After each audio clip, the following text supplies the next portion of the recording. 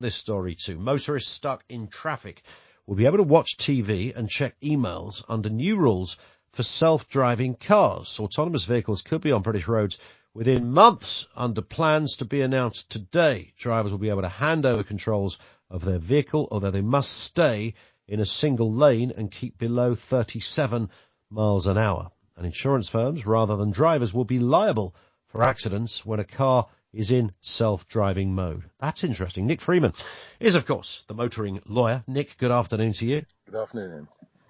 This is interesting. I didn't I knew self-driving cars we've been talking about for the best part of a decade. They're coming. It's going to happen soon. And now they're sort of here. And the people over there at the Highway Code have found time to even make a rule about watching the telly. Yeah, I mean, they're always going to be on their way. We've not yet had production of levels 4 and 5, and that's the sort of production that we're talking about when these cars are complete sort of self-entities. They can do everything themselves except wash up. So this is approaching rapidly, and what the government are hoping to do is to produce legislation in advance and change the Highway Code to accommodate, I think, what's going to be in essence trial periods when the motorway is blocked, so that there will be a segregated lane. And certain vehicles will be allowed to travel up to 37.5 miles per hour. And obviously that will be monitored, see how it works. I think there are so many difficulties with this. And one thing that concerns me massively is the idea that the driver is suddenly released from all criminal and civil liability, and it's adopted by the manufacturer or the insurance company. I just can't see. What is the thinking there, Nick? So you could behave like a loon, but don't worry, the insurance company will cough up and it will be their responsibility. They must from a legal perspective say that when the car is in fully autonomous mode, you are not driving, and that must be the approach. But of course, at any stage, you might be required, for example, if there's a computer failure or there's a hitch or glitch or something of that sort, to immediately take over. So there's going to be a transitional period. And the idea that the driver is allowed to be watching a film, maybe gaming, sending emails, but perversely not using his mobile phone. And I find that fascinating. You can be immersed in some sort of horror movie, but at the same time, you're not allowed to use your phone because it's a distraction. Which obviously, by regulating in that way, the government recognise that, the driver, the potential driver, must be ready to take over.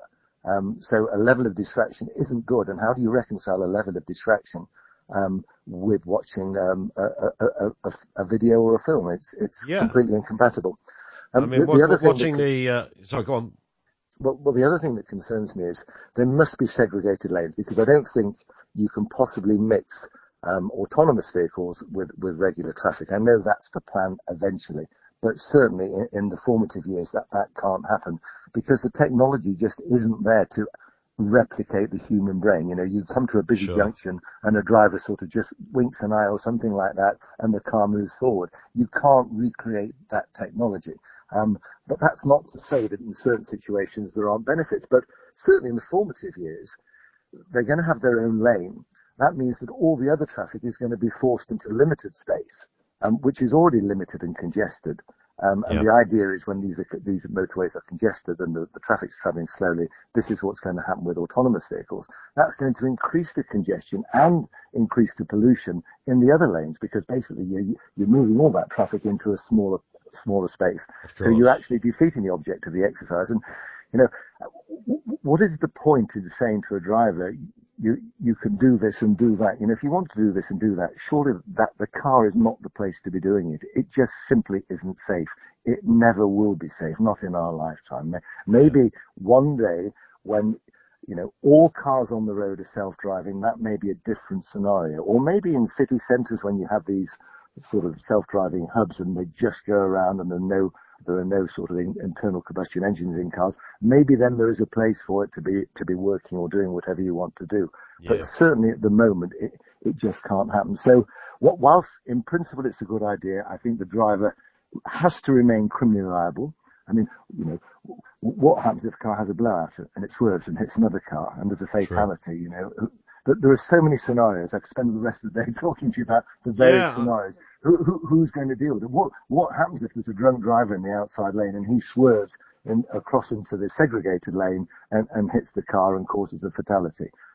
There's civil liability, there's criminal liability. So there's a huge minefield here. That's not to say that I'm against it, but I am against the idea that the driver is abrogated from legal responsibility. For me, he needs to be there, ready and alert, sober, to take up those controls immediately.